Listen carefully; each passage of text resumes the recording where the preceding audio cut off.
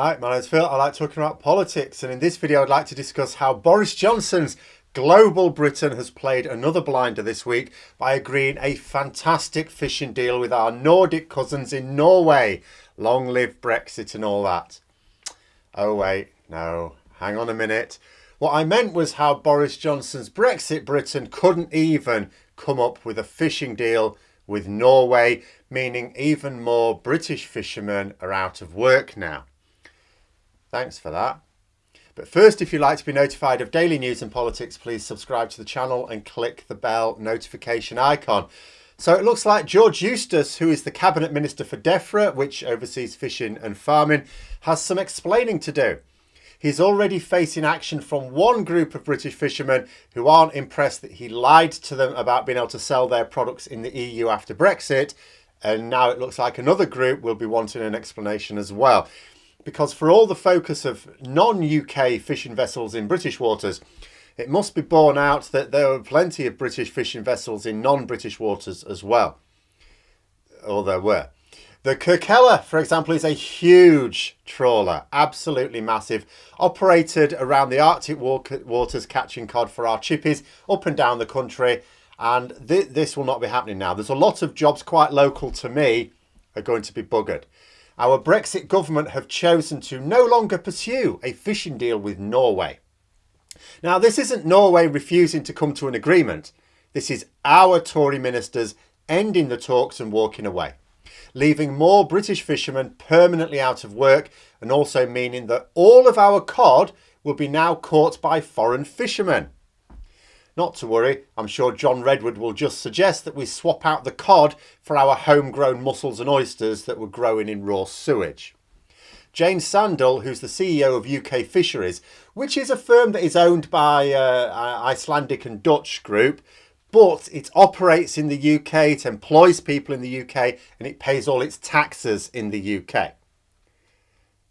Well, it did.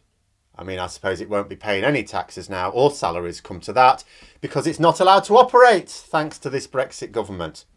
But she said that George Eustace owes an explanation as to why his department was unable to even maintain the rights that they had before Brexit, let alone give them the Brexit bonus they were promised.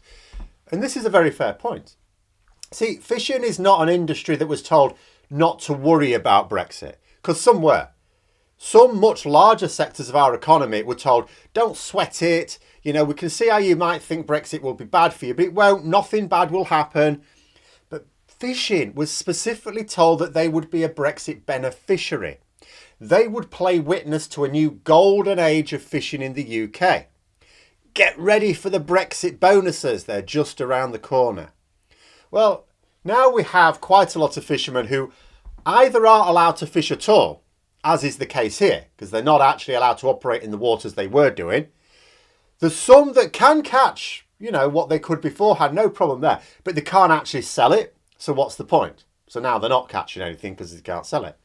And then you've got some who can sell it, but the delays in getting it to market means you can't sell as much because it's too slow now, and you can't sell it for the same price because it's not as fresh. So the bottom line is that a huge proportion of British fishermen are now catching less fish than before Brexit. Not the same. This isn't just that the bonuses were lies and that there are no bonuses. It's less than that. The fishing industry is one of the most brutalised industries from Brexit. Like, how often have we tried to say this? Brexit is the beast that devours its children. The fishing industry was told by the government that Brexit would be brilliant for them, and by every expert that it would be terrible for them. But never mind that, we know who they listen to. They are being wiped out. We're an island nation, and our fishing industry is actually being wiped out. Farmers were also told it would be awesome. They are facing similar problems to fishermen.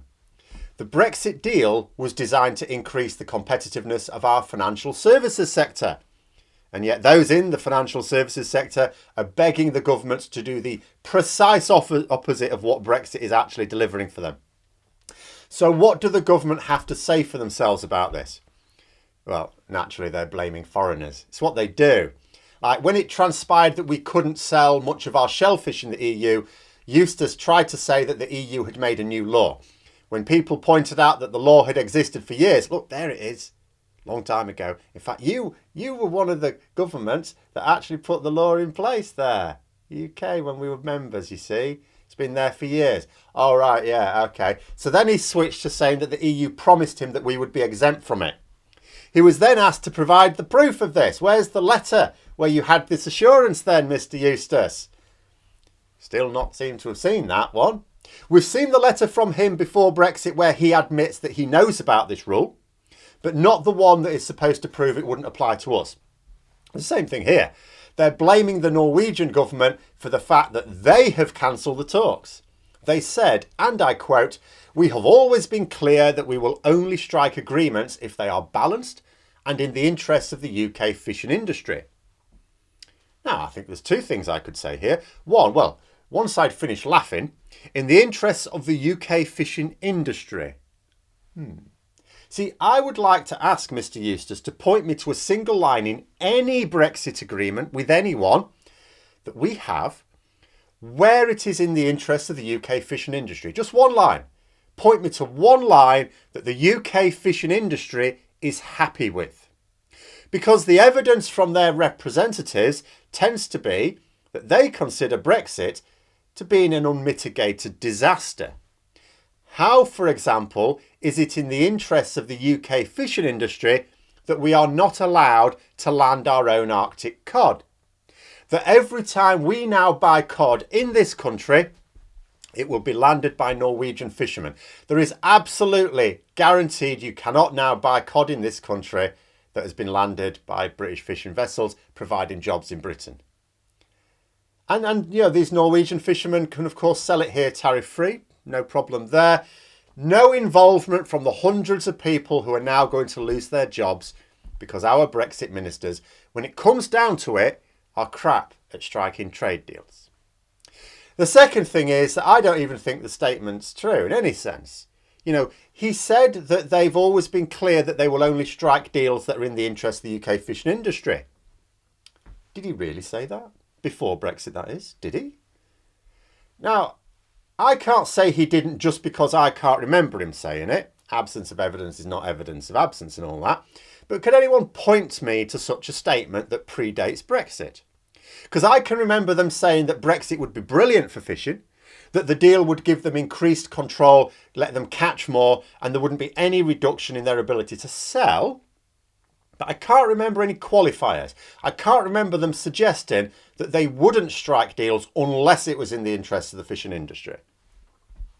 Besides, it's evidently untrue as a statement if he said it or not, because the Brexit deal, for example, the trading cooperation agreement with the EU, is not in the interests of the UK fishing industry. Yes, it's better than a no deal, but it is not as a deal in their interests. The lack of Norwegian deal certainly isn't in their interest because that is a no deal.